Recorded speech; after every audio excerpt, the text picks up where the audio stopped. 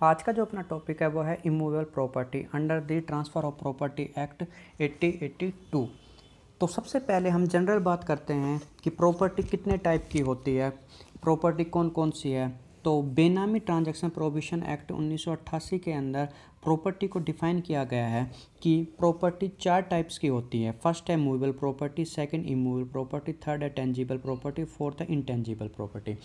तो first of all बात करते हैं मूवेबल प्रॉपर्टी। तो मूवेबल प्रॉपर्टी इजी वे से हम कह सकते हैं कि जो प्रॉपर्टी को एक स्थान से दूसरे स्थान पर इजी वे से लेके जा सकते हैं, जैसे कि कंप्यूटर को हम एक स्थान से दूसरे स्थान पर लेके जा सकते हैं।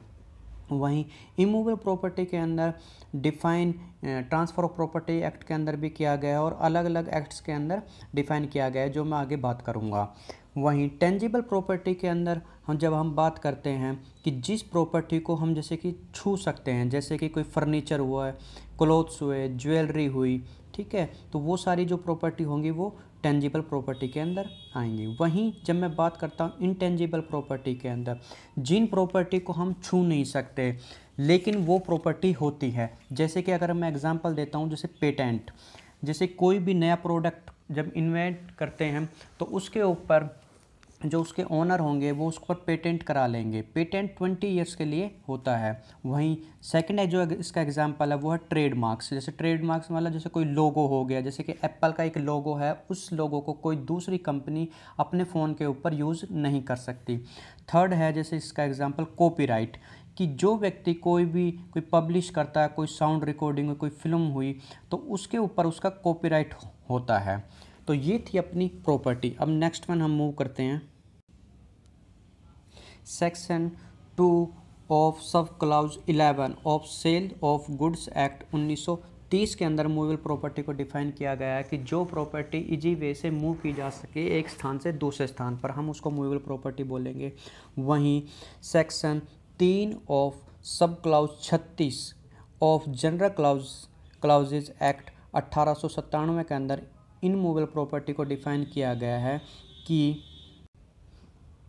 Land benefit arises from the earth और things attach to the land, इन सभी को हम इमूवेबल प्रॉपर्टी के अंदर कहेंगे। वहीं section 2 of sub clause G of registration act 1908 के अंदर भी इमूवेबल प्रॉपर्टी को डिफाइन किया गया है, जिसके अंदर लैंड्स हैं plus benefit arises from the land और थिंग्स अटैच टू बी अर्थ और लैंड, इन को हम इमूवेबल प्रॉपर्टी कहेंगे। इसका अर्थ ये हुआ कि जैसे कि हमारी ज़मीन हो गई, प्लस में अगर हम कोई भी बेनिफिट ज़मीन से ले रहे हैं, अर्थ से ले रहे हैं, तो वो भी इमूवेबल प्रॉपर्टी के अंदर आएगी। वहीं things attach to the land का अर्थ हुआ कि जो वस्तुएं, जो प्रॉपर्टी हमारी लैंड से अटैच हैं, उनको भी इमूवेबल प्रॉपर्टी के अंदर इंक्लूड करेंगे। जैसे कि हमारे हाउस हमारे लैंड से अटैच है तो वो इमूवेबल प्रॉपर्टी है। जैसे कि बेनिफिट अराइजेज फ्रॉम द अर्थ, जैसे कि मछली पालन, अगर मछली को हम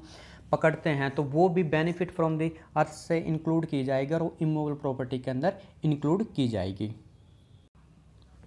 अब हम बात करते हैं इमूवेबल प्रॉपर्टी को section 3 of transfer of property act 1882 के अंदर इमूवेबल प्रॉपर्टी को डिफाइन किया गया है कि does not include standing timber and growing crops and grass, कि इमूवेबल प्रॉपर्टी के अंदर इंक्लूड नहीं होगा स्टैंडिंग टिम्बर्स, जो पेड़ पौधे होंगे, वो ग्रोइंग क्रॉप्स, पेड़ पौधे और घास वगैरह इसके अंदर इंक्लूड नहीं होगी, और जो रिमेनिंग है वो सभी इमूवेबल प्रॉपर्टी के अंदर आ जाएंगी। जैसे कि मैं अगर इसके एग्जांपल की बात करता हूँ, जैसे कि हम बात करते हैं कि बेनिफिट फ्रॉम द अर्थ, कि जो भी हम बेनिफिट अर्थ से ले रहे हैं वो इमूवेबल प्रॉपर्टी के अंदर आ जाएगा। जैसे कि अगर मैं पेड़ पौधों की बात करता हूँ, जैसे कि अगर मान लें हमने पेड़ लगाए हैं और अगर हमारा पर्पज़ पेड़ों से लॉन्ग टाइम के लिए बेनिफिट लेना है, तब वो पेड़ इमूवेबल प्रॉपर्टी के अंदर इंक्लूड हो जाएंगे। वहीं अगर हमारा मकसद पेड़ों को काटना है या शॉर्ट टाइम पीरियड के लिए बेनिफिट लेना है, तब वो मूवेबल प्रॉपर्टी के अंदर इंक्लूड हो जाएंगे।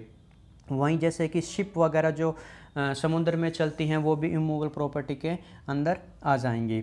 अब जो इसके अदर एग्जांपल की बात करता हूँ, जैसे कि डोर वगैरह जो होती है वो अटैच होती है लैंड से, क्योंकि बिल्डिंग के अंदर अगर डोर होंगे तो वो अटैच हो गए लैंड से, तो वो इमूवेबल प्रॉपर्टी के अंदर आएंगी। वहीं सीलिंग फैन अगर बिल्डिंग से अटैच हैं तो वो इमूवेबल प्रॉपर्टी के अंदर आएंगे।